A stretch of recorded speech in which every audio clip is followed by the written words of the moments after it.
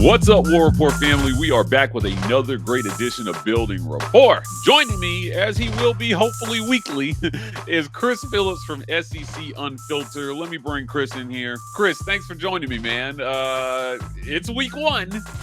Football is here. We got a banger of an opener with Georgia Tech versus Florida State in Ireland. Before we get into this, man, let's talk about this game. FSU fans are in shambles all over the internet right now. Georgia Tech pulled that one out. Saban actually labeled them a sleeper in the SEC, but also picked FSU to win the game. Like, what an opening, man. Did you get a chance to watch?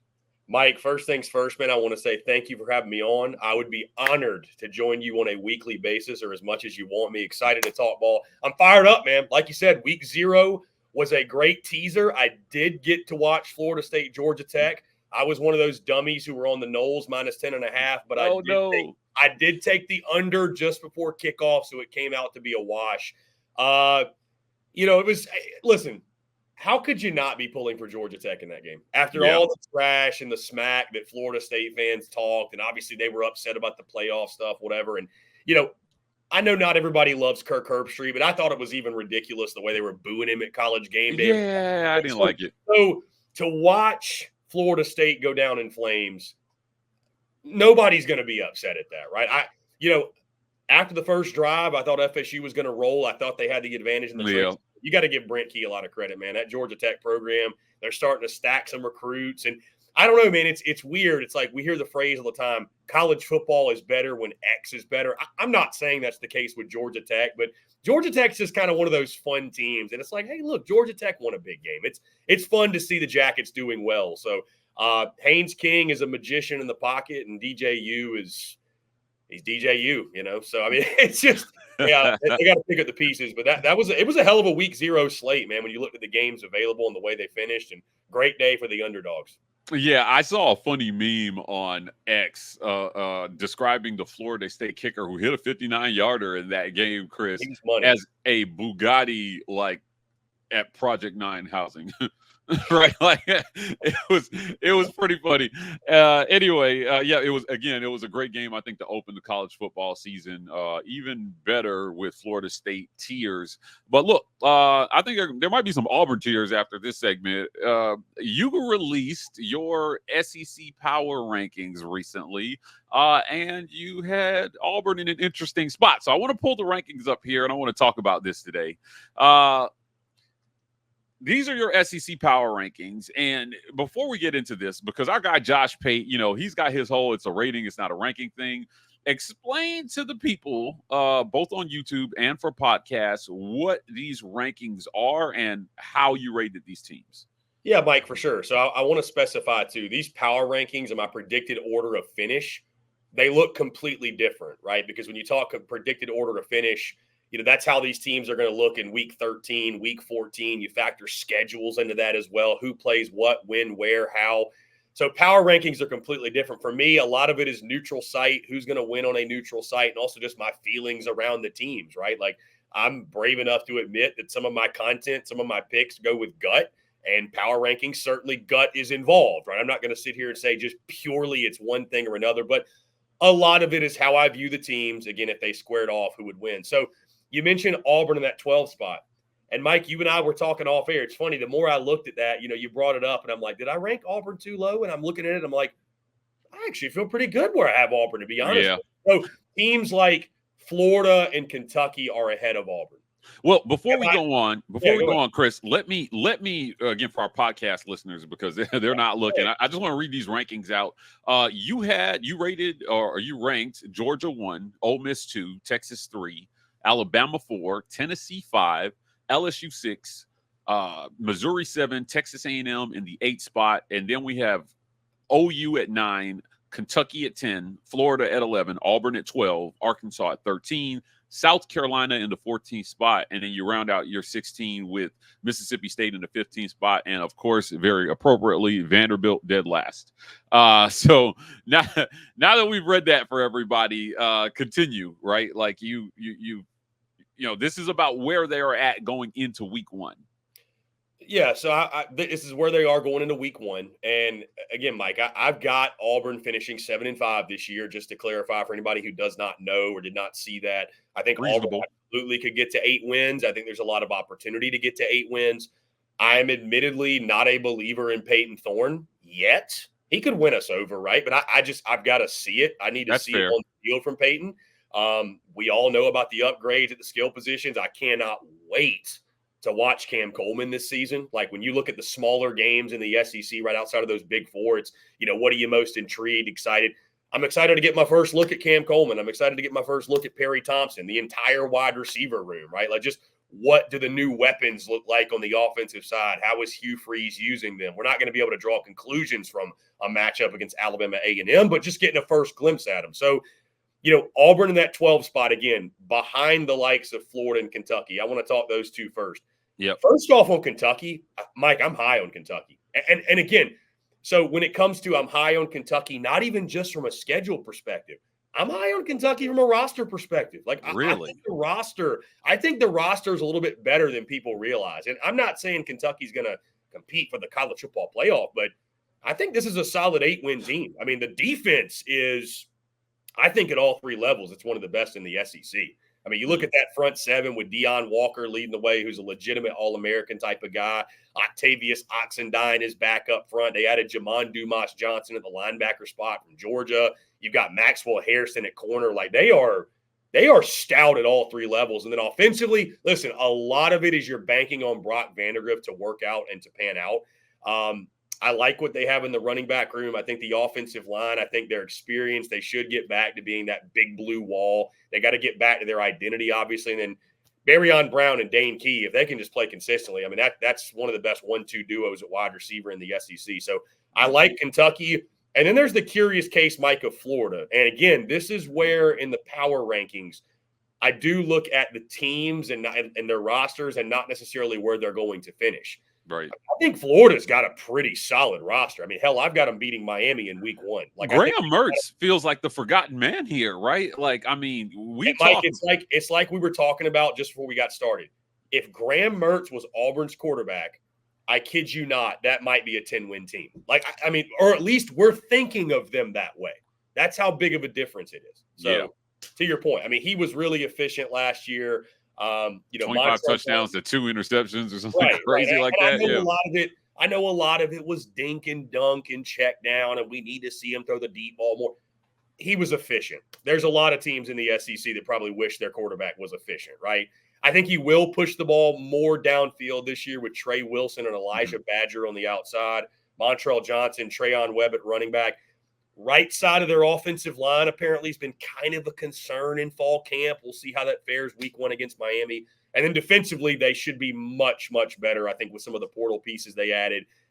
Jason Marshall Jr. at corner needs to step up and have a big year. They upgraded at safety. They added Grayson Pup-Howard, which I thought was a really underrated pickup from South Carolina at linebacker. So I think Florida's got a really solid roster. And again, right now on a neutral field, I would take the Gators. I would take Graham Mertz and the Gators over Peyton Thorne and Auburn. That's just where I'm at. Yeah, look, listen, that's fair. Auburn has a lot of unknowns, and I think that those unknowns are, they're reason for caution when predicting what this team will do.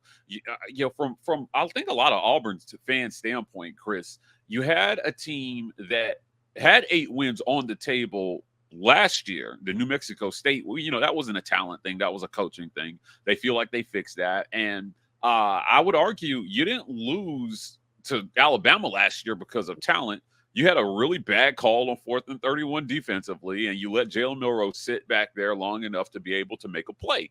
And their players made plays. But and then the bowl game is hard for me. So it's hard for me to go beyond those two, because if you win those 2 games, you're probably not playing Maryland, and we don't know who that opponent would have been in the bowl game. But looking at what they accomplished with what a lot of people thought was a depleted roster, and looking at how they've refreshed it, fans on the Auburn side are thinking, hey, if we've upgraded, we got 8 home games this year. I was talking to my partner Ike here at the War Report, and we were like, yo, what's the marquee home game for Auburn this year? And outside of Oklahoma, it's pretty weak. I mean, A&M, Cal, Arkansas, New Mexico, ULM, Vandy, maybe Texas A&M is a big game at the end of the year, but you got all your big ones really on the road with Missouri, Georgia, and Alabama. Kentucky is also on the road. You mentioned them because you had them ranked in front. But I want to go back to Kentucky here. So let me repeat this for our listeners. Auburn's road slate is Georgia and Athens, Missouri and Columbia, Kentucky and Lexington, and Alabama and Tuscaloosa. I feel like of those 3 games, the one Auburn is most likely to get, because I don't think they'll go over on the road this year, is Kentucky. So you mentioned, hey, if you play Florida on neutral site, you take Florida today. What about Kentucky? Are you taking Kentucky on a neutral site right now? I would take Kentucky on a neutral site right now, now, because I love the defense. I just, again, so much of it for me, and to your point, Mike, I want to say this because you said, Auburn was hard to figure out last year. That's kind of like where I'm at with Auburn. They're hard to figure out. They really are hard to figure out what they're going to be. Because again, I'm not saying Auburn could not go 8-4. I'm not saying they couldn't go 9-3 if Peyton Thorne doesn't have kind of one of those years he had at Michigan State. So, I mean, and everything lives up to the hype, obviously. And Auburn can absolutely win that game at Kentucky. Right now, I'd take Kentucky on a neutral site. But, I mean, I think that would be one of those coin flip SEC games, 3-point spread, 3.5, whatever it would be. But right now, yeah, I would go with the Kentucky Wildcats, even with the uncertainty they have at quarterback, because there's uncertainty at both quarterback positions. But I don't know, maybe knowing less is better, because what I know about Peyton Thorne isn't positive. So, yeah. But again, as the weeks go, we're going to drop these power rankings every week, Mike. The teams are going to shuffle. Like it is. So by the time we get to that game, because we're going to give weekly predictions and picks, we're going to preview all these games, I might be picking Auburn to win that game. I very well could be. Kentucky could not live up to any of this hype that we think they will or what have you. Because, again, that's the tough thing. Auburn's so hard to figure out, because I could have put them in that 8 spot in the power rankings going into the season. I could have put them, where they are at 12. I mean, anywhere from these teams, all these teams from 8 to 12, Mike, of A&M, Oklahoma, Kentucky, Florida, and Auburn, shuffle them up however you want, and you can make an argument, and I won't fight you on it. I mean, it's a lot of them. That group is very, very boom or bust, right? That group is in that 7 to 9 win range. If you want to go 6 to 9 win range, where 1 or 2 things go the right or the wrong way, and their seasons look drastically different. So Auburn certainly, again, we've heard that phrase "boom or bust" around Auburn all off season, and it's accurate. It's accurate. It's been Auburn, right? Yeah, like every great season Auburn has had in the last 20 years just about feels like it's come off the back of an absolutely terrible season. So 2004, lots of disappointment there. They did win the Iron Bowl, but let's be honest, that was a very disappointing 8-5 campaign in 2003. 2010, you fired your coach just 2 years prior, but they pulled something out there. And then to 2013, obviously 3-9 the year before, worst season in 50 years, and then suddenly made a national title game. Now I'm not sure that this roster has that kind of potential, but I think in 2 years we might be sitting here talking about what Hugh Freeze is doing in recruiting and why recruiting from high school is still the way to build a program. Now, going back to the top of the rankings here, I like the Ole Miss pick at number 2. I think that's bold. I do. I love what Lane Kiffin is doing. And with Jackson Dart, healthy and returning, he's probably one of the best game day coaches that there are in college football. Certainly one of the best play callers. But I'm telling you, by week 6, Chris, you and I are going to come back on this show. We're going to talk about why you have Alabama ranked near 7 or 8. I don't doubt it. I mean, I don't doubt it, man. It's Bama's, they're a bit of a wild card too. I think Georgia is going to go into Tuscaloosa and beat Alabama. I mean, I've got Bama losing to Tennessee this year. So, I mean, I do have them at 10-2 making the playoff, but is 9-3 in the cards for the Crimson Tide? Is God forbid 8-4 in the cards, right? If Bama, if Bama's rolling into the Iron Bowl at 8-3 and they're out of the playoff hunt, and Auburn is a 7 win, or God forbid they're at 8 wins. I mean, or better yet, they'll be more fired up to play in that game. Or better yet, Bama rolls into that Iron Bowl 9-2. And Auburn has a chance to be the thing that keeps them out of DeBoer's inaugural season, to keep them out of the playoffs. Hugh Freeze is going to want that one. Not that you need another layer of motivation, but I mean, how sweet would it be, right? Especially the year after what happened, which I won't even bring up. But right, it's going to be. I said this on another show, Chris. You win that Iron Bowl if you're Auburn, because right now Hugh Freeze dominated DeBoer in state in recruiting. 8 out of the top 10 prospects in the state.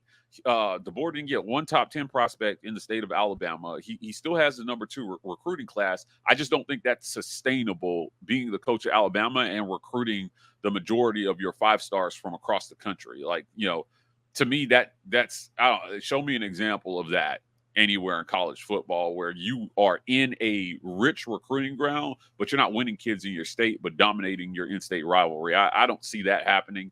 But if you're Hugh Freeze, you go and you do something that hasn't been done in 14 years. 2010 was the last time Auburn went into Tuscaloosa and got a win. Even that was the greatest comeback in Auburn football history, down 24-0, and you needed Superman literally to win that game. You pulled that win off, and he's going to absolutely crush DeBoer's ass in recruiting in 2026. So I think it's going to be fun to watch this. Chris, I appreciate you. I was going to say, Mike, every coach has that team that they just struggle against and can't beat. I mean, maybe for Kalen DeBoer, it's Auburn. You never know. Maybe. Look, man, he knew how to beat Saban. Freeze did. He did a segment recently on Marty Smith's show over on ESPN saying, hey, I should have 4 wins versus that guy. And look, he got 2 of them. Yeah. But he was competitive in those other 2, and I think the point is that Saban teams weren't running Freeze off the field, and there's something to be said for that. Chris, I want to thank you for joining me today. Before we get out of here, as always, tell people where they can find you. Mike, it's always a pleasure, man. I appreciate you having me. Yeah, at SEC Unfiltered on X, Facebook, Instagram, TikTok, all over social media. We're on YouTube, podcast, and at SECUnfiltered.com. Really, wherever you get your content, you can find us there at SEC Unfiltered. Mike, it's always a pleasure, man. I can't wait to do this again this season, and can't wait to see you on the plane soon. It's going to be a lot of fun conversations. If you want more of it, you can follow us on Twitter and Instagram. We're at The War Report, TW Report on TikTok. Please hit like and subscribe. Help boost us in the algorithm so we can keep this content flowing for you guys. Guys, we're signing off, and as always, Warriors.